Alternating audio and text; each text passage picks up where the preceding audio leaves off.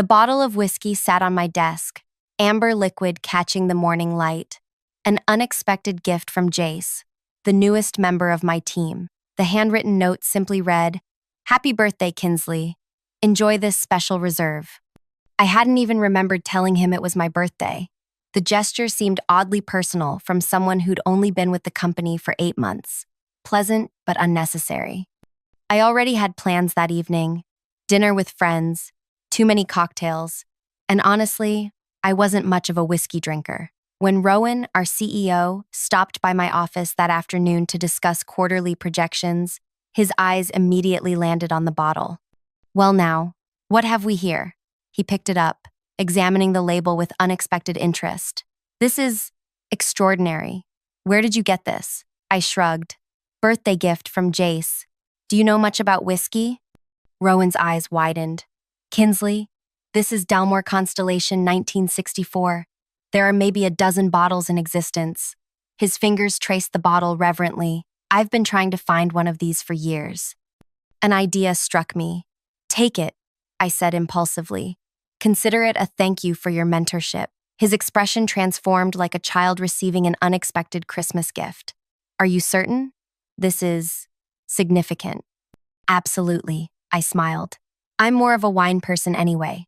The next morning, my phone rang. Jace's name flashed on the screen.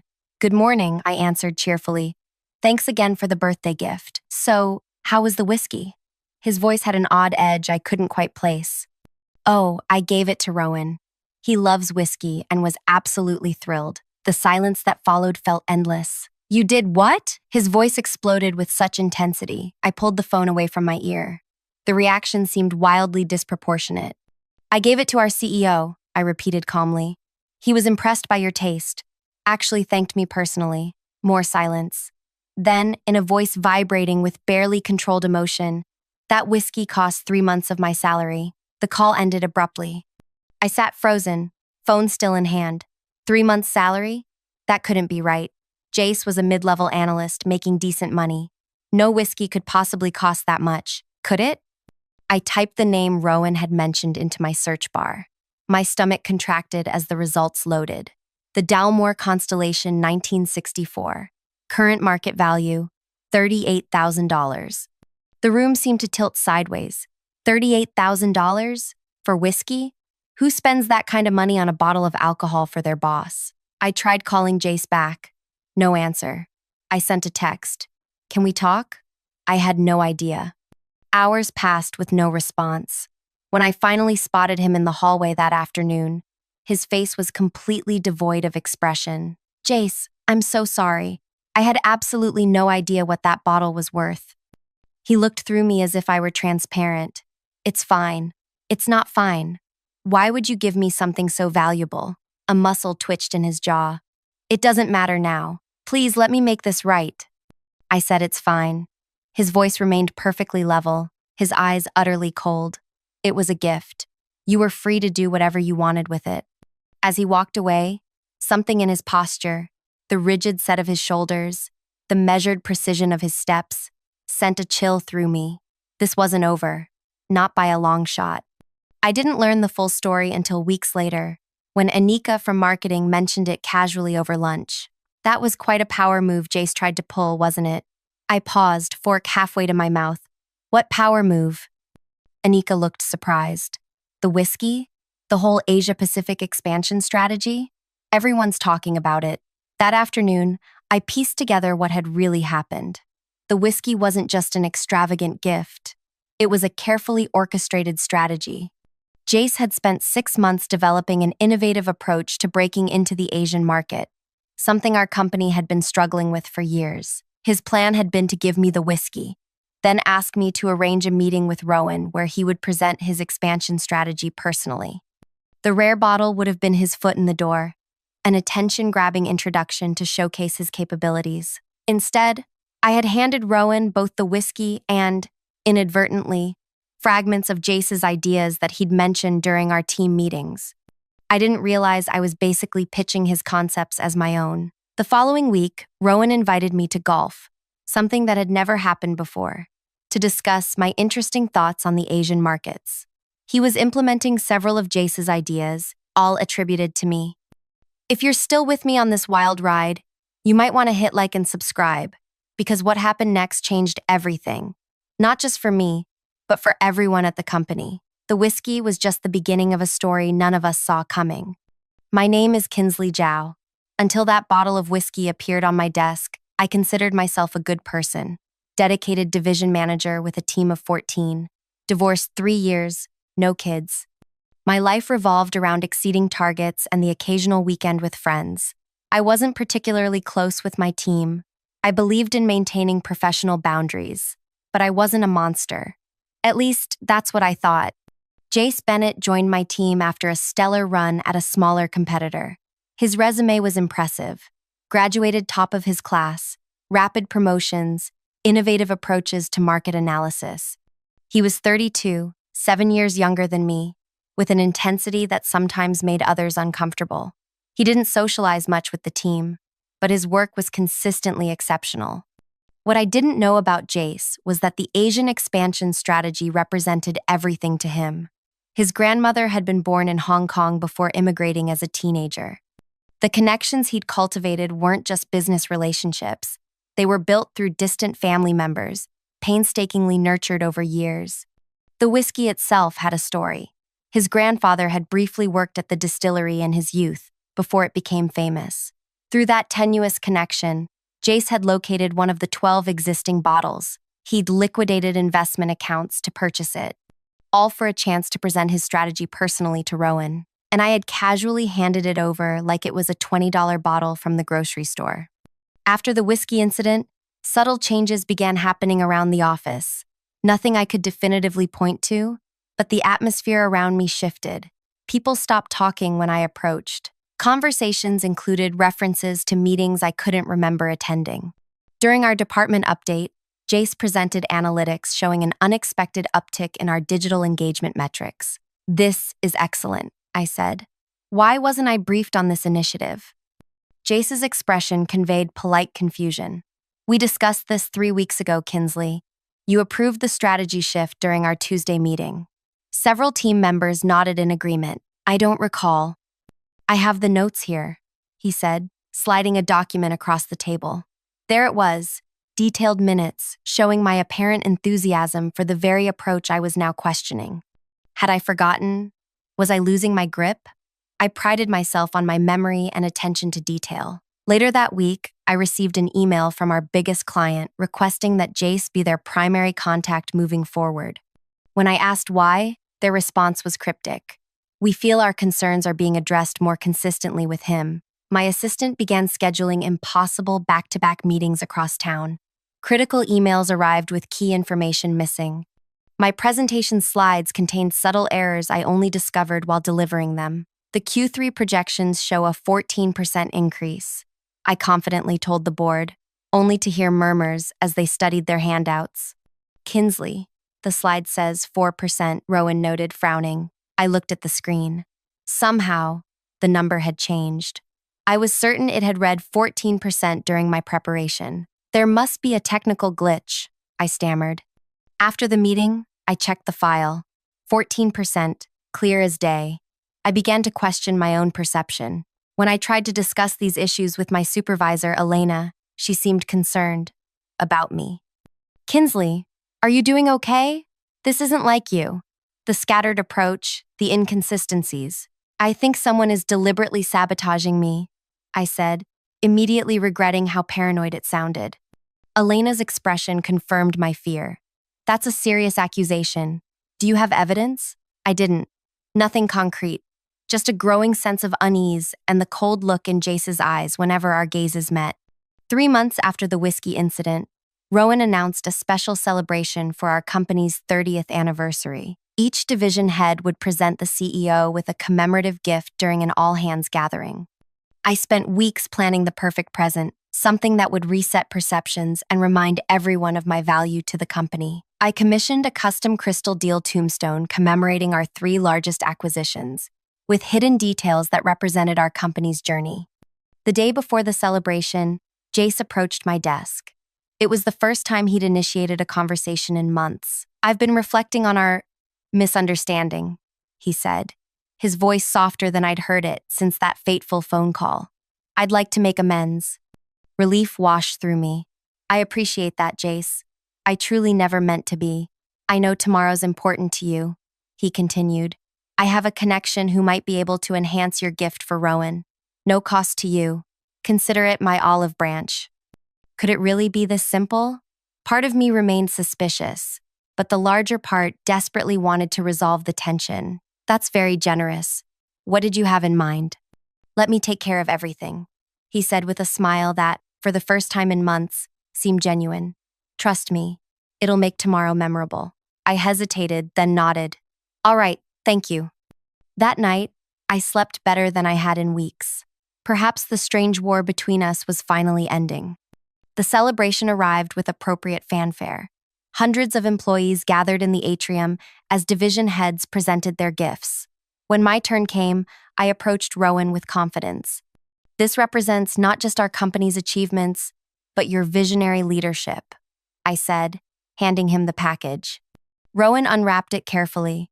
His expression shifted from polite interest to shocked recognition as he lifted out not my crystal commemoration, but an identical whiskey bottle to the one Jace had given me months ago. "Incredible," he breathed. "How did you find another one?" "The distillery told me only 12 existed worldwide." The room went silent. I stood frozen, unable to comprehend what was happening. Where was my gift? How was this possible? Before I could form a response, Jace stepped forward from the crowd. "Sir, may I?" he asked, gently taking the bottle and holding it to the light. "I believe this may be a counterfeit. The authentic bottles have a small imperfection in the glass near the seal. This one doesn't." The room grew painfully quiet. Rowan's expression hardened as he looked from the bottle to me. "Is this true?" he asked. I stammered, unable to respond coherently. My carefully planned moment was disintegrating before hundreds of witnesses.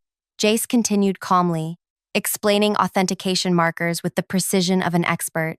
"The genuine Dalmore constellation has a particular weight to the bottle itself, hand-blown glass with slight variations. The label has microprinting that's nearly impossible to replicate." His fingers traced the bottle's surface. "I only know because my grandfather worked at the distillery briefly in his youth."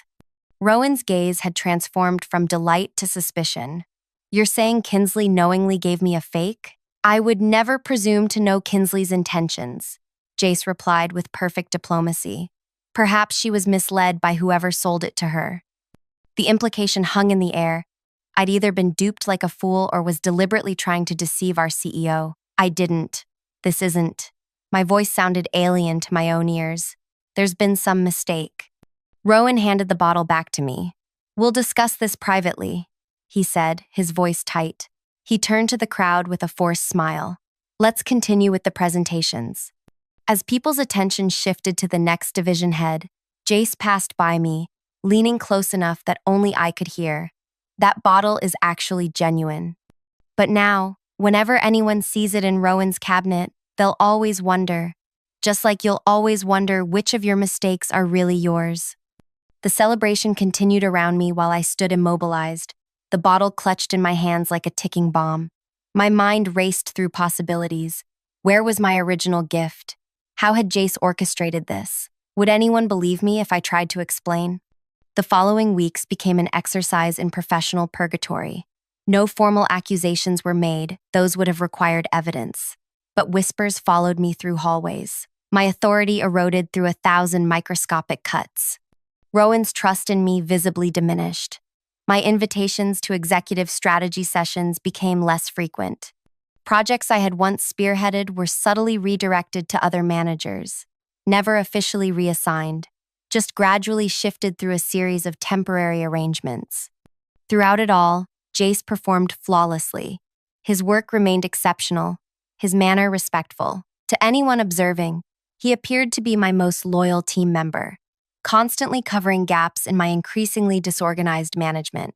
"Kinsley seems distracted lately," I overheard Elena telling another director. "Thank goodness for Jace keeping that department running." I considered confronting him directly, demanding to know his endgame. But what would that accomplish? Without evidence, I'd only appear more unstable. Instead, I focused on rebuilding. documenting everything meticulously, double-checking every communication, arriving earlier and staying later than anyone else. For 3 weeks, my strategy seemed to be working. The whispers quieted. My performance reviews, while not stellar, stabilized. I began to think perhaps the worst was behind me. Then came the Nakamura proposal. Our Japanese client had been considering a substantial expansion of their contract, potentially our biggest deal of the year. I'd been cultivating this relationship for months, carefully laying groundwork. The presentation was scheduled for Monday morning, and I spent the entire weekend perfecting every detail. When I arrived at the office on Monday, Jace was already there, unusually early. "Morning, Kinsley. Coffee?" He held out a cup from my favorite shop. I hesitated before accepting it. "Thank you. Big day with Nakamura. Anything I can help with?" "I've got it covered," I replied, surprised by the offer. He nodded, smiling. "Of course. Just wanted you to know the team's behind you 100%. The gesture was so unexpected, so normal, that for a moment I wondered if I'd imagined the entire whiskey saga. Perhaps it had been simple misunderstandings blown out of proportion by my own insecurities. The Nakamura executives arrived precisely on schedule. I greeted them confidently, escorting them to our largest conference room where my presentation awaited. As they settled in, I connected my laptop to the projector. My desktop appeared on screen, but my presentation file was nowhere to be found. "Just a moment," I said, navigating through folders with increasing panic. The file I had finalized last night, 64 meticulously crafted slides, had vanished. Sweat beaded along my hairline as I searched frantically. The executives shifted uncomfortably. I could feel their confidence in me evaporating with each passing second. Just as I was about to apologize for the delay, Jace appeared in the doorway. "Everything all right?" he asked, the picture of concerned professionalism. "I can't locate the presentation file," I admitted quietly. "That's strange." He frowned. "Would you like me to check if it's on the shared drive? Perhaps you saved it there as backup." I nodded gratefully. Within minutes, he returned with a USB drive. "Found a version from last week," he explained. "It might not have your latest updates, but it's better than nothing." Relief flooded through me. "Thank you," I whispered as he plugged in the drive. The presentation opened flawlessly. All my latest data, all my carefully crafted transitions. It was my complete file, not an older version. How had it disappeared from my computer only to reappear on the shared drive? I pushed the question aside, focusing on delivering a compelling pitch. The Nakamura executives seemed impressed. Questions followed, deep and engaged. I began to relax, feeling the presentation turning in my favor. Then came the budget slide. "As you can see," I said confidently, "our proposal fits comfortably within your stated parameters, with a 10% contingency built in for unexpected developments." The lead executive leaned forward, frowning. "These figures differ significantly from what we discussed last week." I blinked in confusion. "Last week?" "Yes. During our preliminary call, your colleague Jace provided a breakdown that was considerably more favorable." My heart seemed to stop. I wasn't aware of any preliminary call. The room grew uncomfortably silent. The executive pulled out his phone, checking something. "Wednesday, 2:30 p.m. We spoke for 40 minutes. He indicated he was calling on your behalf since you were in another meeting." I had no recollection of authorizing such a call. Worse, the figures they were expecting were completely unrealistic. No way we could deliver at those rates without taking a loss. "There appears to be some internal miscommunication," I said carefully. "Perhaps we should take a short break while I consult with my team." In the hallway, Jace was waiting, his expression concerned. "How's it going? You had a call with Nakamura last week?" I kept my voice level with effort. "Yes, the preliminary discussion you asked me to handle. I sent you the summary afterward." He pulled out his phone, showing me an email I had no memory of receiving. "They were particularly interested in the alternative pricing structure we discussed in our strategy session." "We never discussed an alternative pricing structure." His expression shifted to careful confusion. "Kinsley, we spent nearly 2 hours on it last Thursday. The entire team was there." He glanced at his watch. "Should I gather everyone to help clarify this for Nakamura?" The trap was perfectly laid. If I insisted no such meeting occurred, I would appear completely disconnected from my own department. If I accused Jace of lying, I'd seem paranoid and unprofessional in front of our most important potential client. That won't be necessary, I said finally. Let's just focus on salvaging this presentation. By afternoon, the damage was done. Nakamura signed a modified agreement, significantly less profitable than my original proposal, with a specific request that Jace serve as their primary contact moving forward. The pattern continued with maddening subtlety. Clients began specifically requesting Jace. My access to certain systems inexplicably failed at critical moments. Calendar invitations disappeared. Important emails arrived in my spam folder instead of my inbox. Each isolated incident could be explained away as a technical glitch or simple miscommunication. Together, they formed a devastating pattern that was impossible to prove but increasingly impossible to ignore.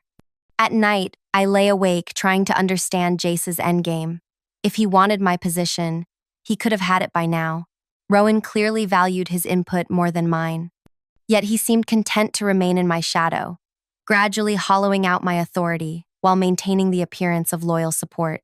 6 months after the whiskey incident, opportunity arrived in the form of our annual leadership retreat, 3 days at a mountain resort, focused on strategic planning for the coming year. I was surprised to receive an invitation. My star had fallen so far that inclusion didn't seem guaranteed. When I mentioned this to Elena during our weekly check-in, she seemed puzzled. Why wouldn't you be included? Your division's numbers have actually improved this quarter. This was news to me. Have they?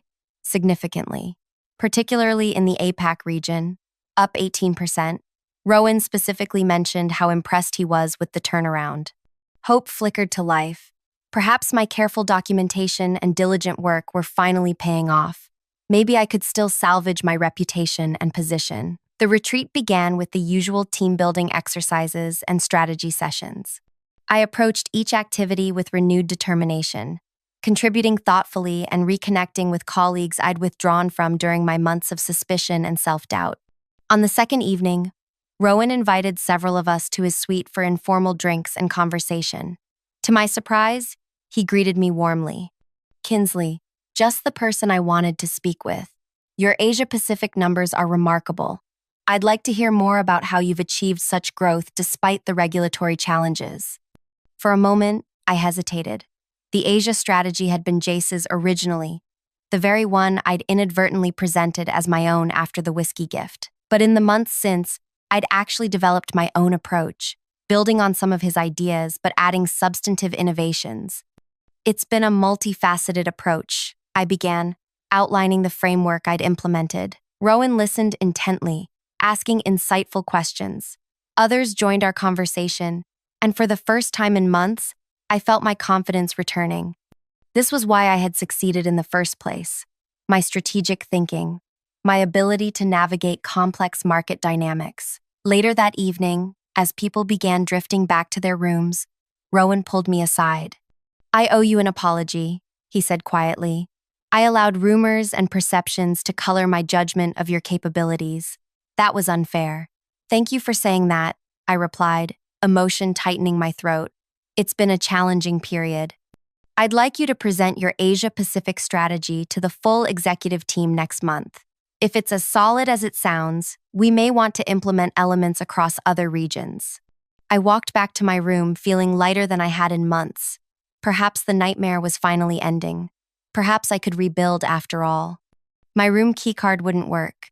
3 attempts, and the light remained stubbornly red.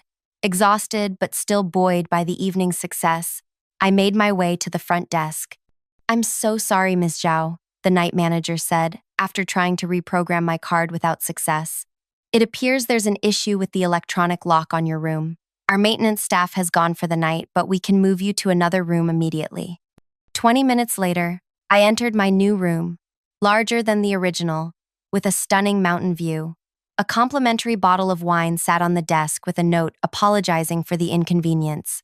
I changed into pajamas and was about to call it a night when my phone chimed with a text message from Rowan. Almost forgot to mention, bring your distribution timeline to breakfast. Want to review before the 9 a.m. session. I opened my laptop to locate the file he wanted, then froze. Every document, every spreadsheet, every presentation I had prepared for the retreat was gone. My entire work folder had been wiped clean. Panic surged through me. I had backups on my external drive, but that was in my original room, the room I could no longer access. I called the front desk. I need to get into my previous room. I left something important. I'm afraid that's not possible tonight, Ms. Zhao. The electronic lock is completely malfunctioning. That's why we had to relocate you.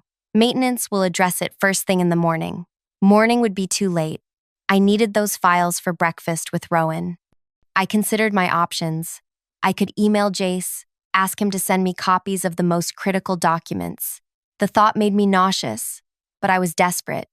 As I reached for my phone, it chimed again. A text from an unknown number. Looking for your files? Check your email. Seconds later, an email arrived from an anonymous address. The subject line read, "What you lost and what you took." Attached was a compressed folder containing all my missing documents, along with something else. A video file titled watchme.mp4.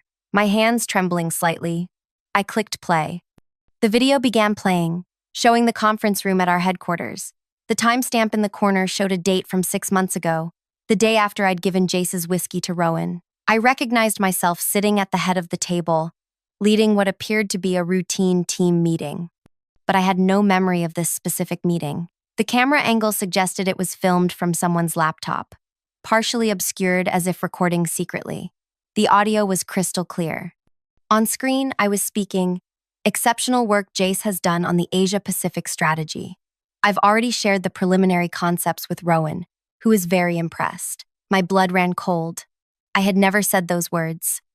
The video continued, showing me apparently taking credit for Jace's work, explaining my strategy for Asian market penetration, details that matched exactly what Jace had been developing before the whiskey incident. The meeting participants nodded along, occasionally glancing at Jace, whose face remained carefully neutral. "This can't be real," I whispered to the empty room. But it looked real, sounded real. My mannerisms, my voice inflections, all perfect, yet the entire meeting was fabricated. A sophisticated deepfake that would convince anyone who viewed it that I had deliberately stolen Jace's work and presented it as my own. The video continued for nearly 40 minutes, documenting a meeting that never happened. Throughout, the manufactured version of me repeatedly emphasized how I had developed these strategies independently, occasionally acknowledging Jace's minor contributions with condescending praise. When it finally ended, another video automatically began playing. This one showed me in Rowan's office, apparently the same day. The angle suggested a hidden camera. The whiskey was just to get your attention. My digital doppelganger said smoothly, "The real gift is this strategy. Jace doesn't have the experience to present it properly, so I decided to handle it myself." Rowan nodded appreciatively in the video. "Smart move. The boy has potential but lacks your strategic vision." "Exactly," the fake me replied. "He's useful for data analysis, but this level of market strategy requires a more seasoned perspective." I closed the laptop with shaking hands.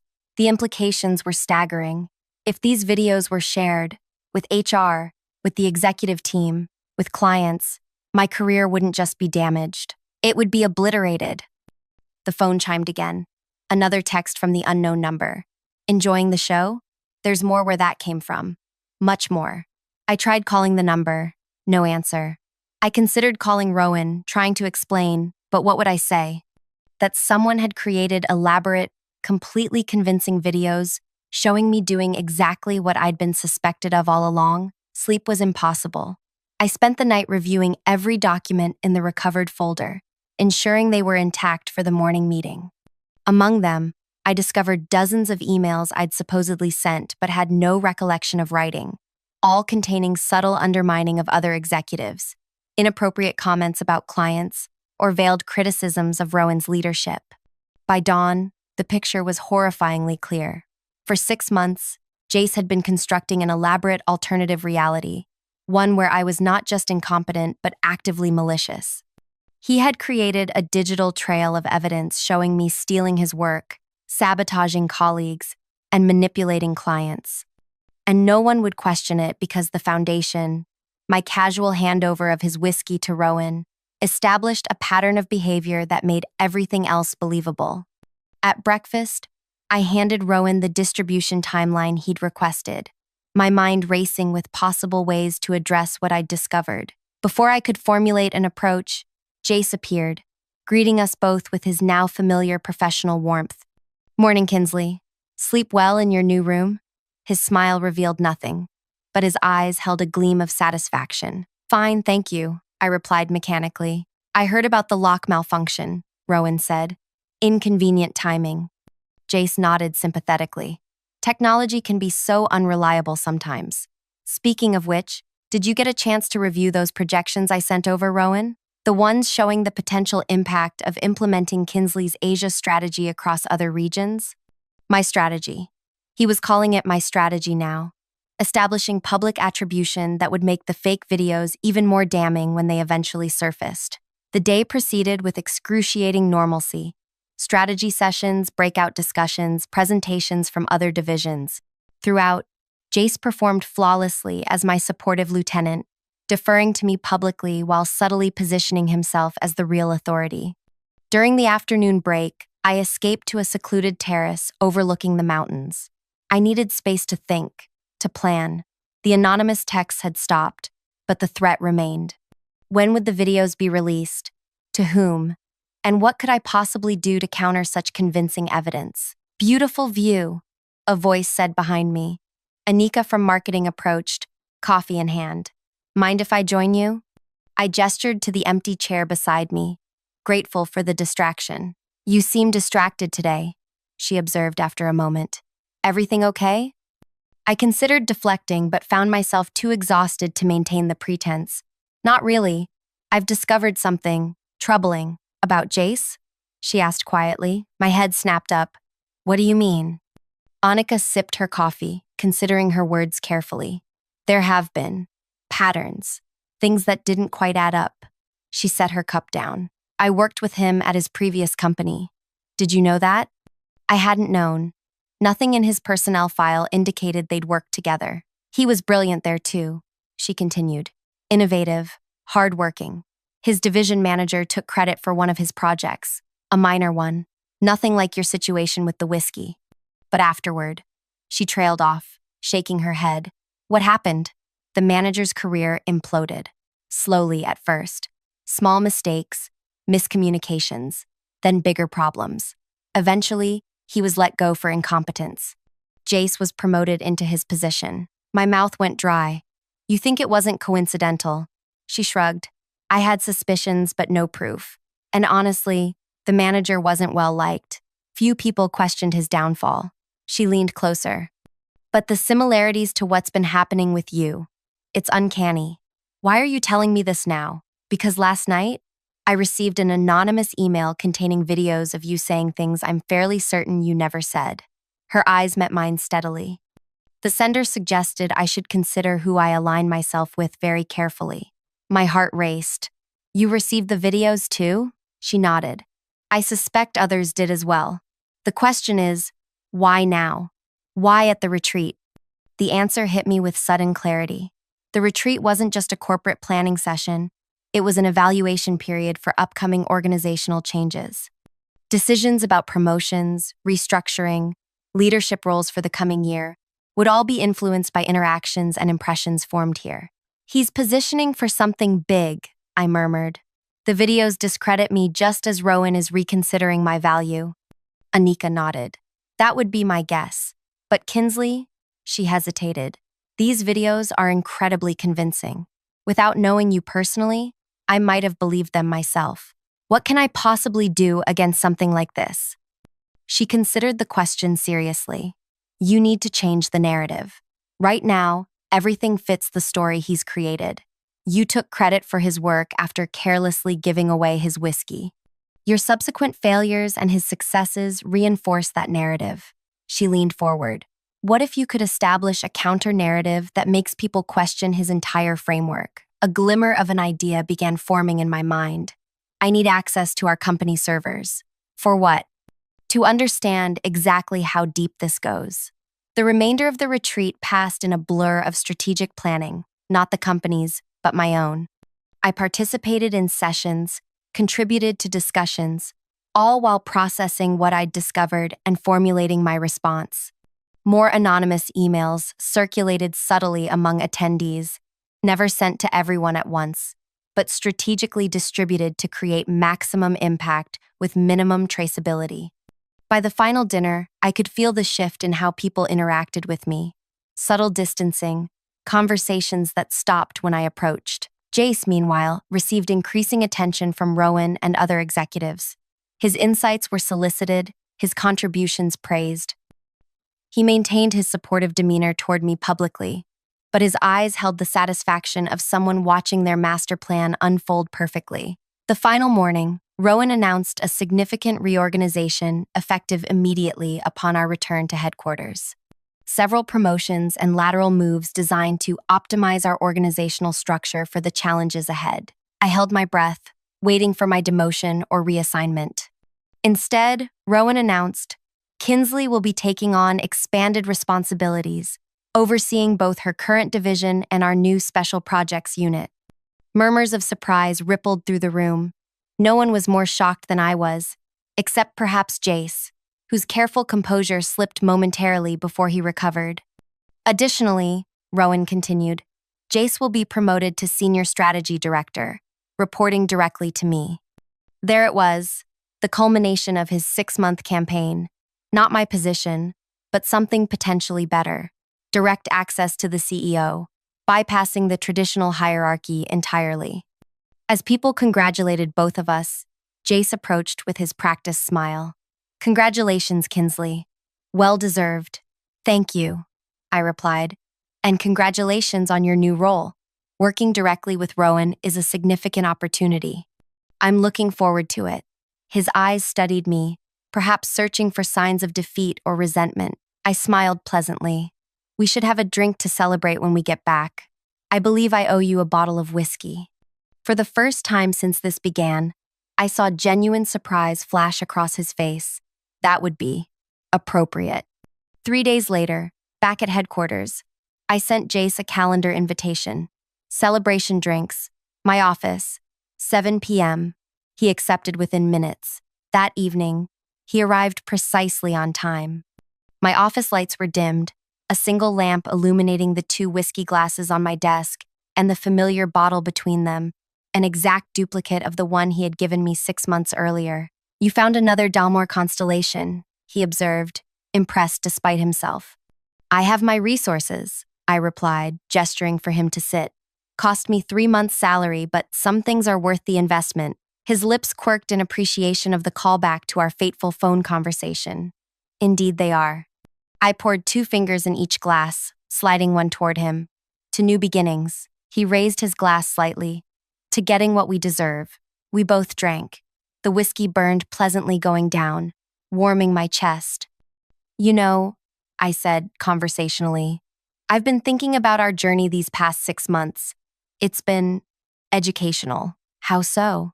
He seemed relaxed now, perhaps believing this meeting signaled my acceptance of defeat. I've learned how easily reality can be manipulated, how thin the line is between perception and truth. I sipped again. For instance, most people don't realize how comprehensive our internal security systems are. His expression remained neutral, but his fingers tightened almost imperceptibly around his glass. Our IT infrastructure captures everything, Jace. Every login, every file access, every email, even those that appear to be deleted. Every use of company equipment, on-site or remote. I leaned forward slightly, including every instance when someone uses advanced video manipulation software on our servers. The first hint of uncertainty crossed his face. That's thorough. It is. But what's really interesting is how these systems correlate data. For example, they can identify when someone accesses my calendar through a backdoor protocol, then creates appointment conflicts. Or when someone uses my login credentials from a different device while I'm simultaneously logged in elsewhere. I opened my desk drawer, removing a flash drive. This contains 6 months of forensic evidence documenting every digital manipulation you've orchestrated, every fake email, every altered document, every fabricated video, all traced directly back to your devices and access credentials. His expression hardened. That's absurd. You're bluffing. Am I? I connected the drive to my laptop, turning the screen so he could see. This is footage from the security camera in the main server room, showing you installing something on the primary file server at 2:17 a.m., 3 weeks after the whiskey incident. And this, I clicked to another file, is the log showing the installation of sophisticated deepfake software on a partitioned section of the company server, accessed exclusively through your credentials. His face remained impassive, but sweat had begun to bead at his temples. Even if any of this were true, which it isn't, no one would believe you over me at this point. You've seen the videos. Your credibility is shot. That's where you're wrong, I said quietly. You see, I haven't been working alone. On cue, my office door opened. Rowan entered, followed by Elena and 2 people Jace didn't recognize, our head of IT security and the company's chief legal counsel. Hello, Jace, Rowan said, his voice chillingly formal. We need to discuss your creative use of company resources. Jace's eyes darted between us, calculating rapidly. Whatever Kinsley's told you isn't relevant, Rowan interrupted. The evidence speaks for itself. We've been monitoring your activities for weeks. The only question remaining is whether we handle this internally or involve the authorities. Jace's carefully constructed facade cracked completely. You can't possibly have... He stopped abruptly, reassessing. I was just trying to protect the company from incompetent leadership. Everything I did was for the benefit of... Include... Save it, Elena said sharply. We've seen enough to know exactly what your motivations were. As the legal team explained the consequences he was facing, immediate termination, potential criminal charges for computer fraud, contractual violations, I watched the man who had nearly destroyed my career confront the collapse of his elaborate scheme. When they finally escorted him out, Rowan remained behind. I owe you an apology, he said. I should have trusted my initial judgment of your character. I shook my head.